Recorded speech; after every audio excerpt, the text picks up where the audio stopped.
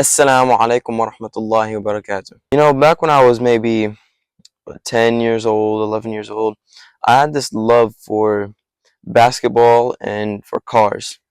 And the reason why, well, there's multiple reasons, but first and foremost, it's because of the people I surrounded myself with. Back in elementary school, all of my friends, they loved basketball. We would play basketball every single day during recess, and that environment just grew on me. And eventually, as we went into middle school, those same friends started to hang out with different people, and they started to change a lot. And it was really tempting to follow those people onto the same path.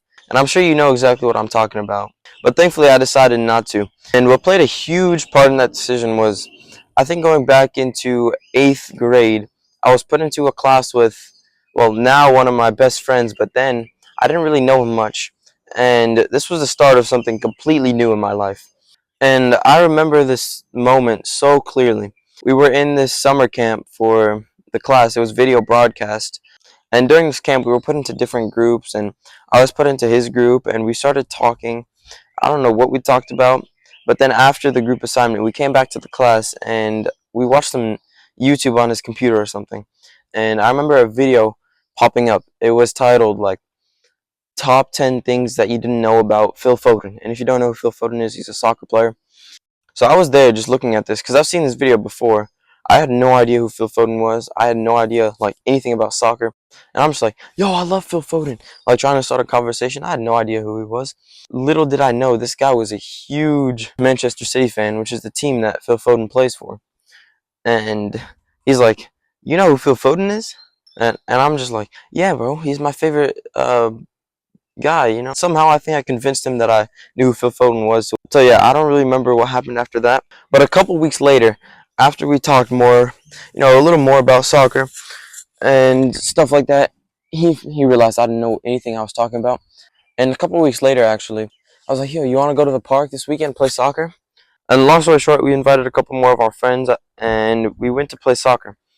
And this was literally the first time that I ever played soccer, 8th grade. Besides, a couple times just kicking the ball around.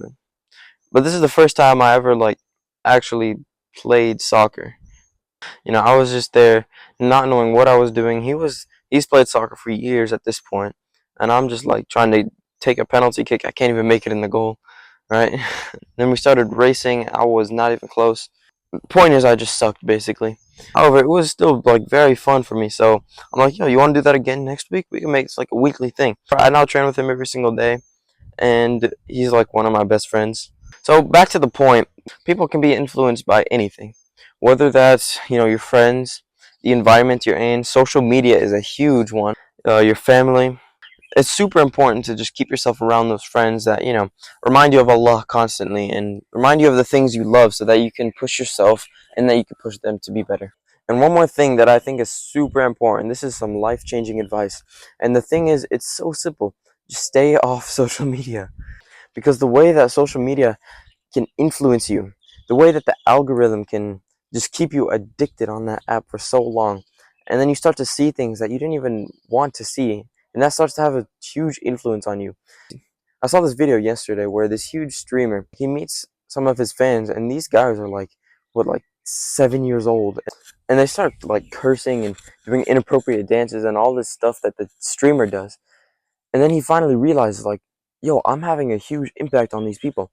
Like, you don't even realize it in the moment, which is why you got to be super careful, especially when creating content, that you don't influence people in a bad way because, Allah is always watching. And when you're creating content, social media can be used for good. It could also be used for bad. If you influence people in the wrong way, it's going to be on your hands. At the end of the day, on the day of judgment, when Allah says, look at all these people that are doing this. You know why? It's because of you. Which is why we need to leave a positive impact on the world.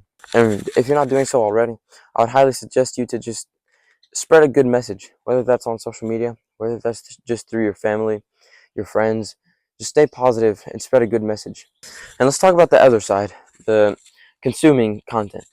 When you're just watching content, and this, I find myself all the time watching just useless stuff, just wasting my time when I could be doing something productive. And I think a lot of people can relate to this because the way the algorithm works, and I think all of you know this, but If you don't, they just basically see what you watch. When you first get on the app, you watch a couple videos, and they start to get a feel for what you like.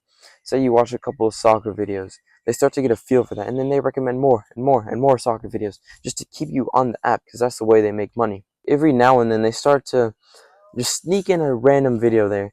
They start to sneak in a video that's a little off topic, just to see if you change, or just in case you like it. And then if you do like it, they start to do more and more, just little by little by little, until you're just completely addicted to the app.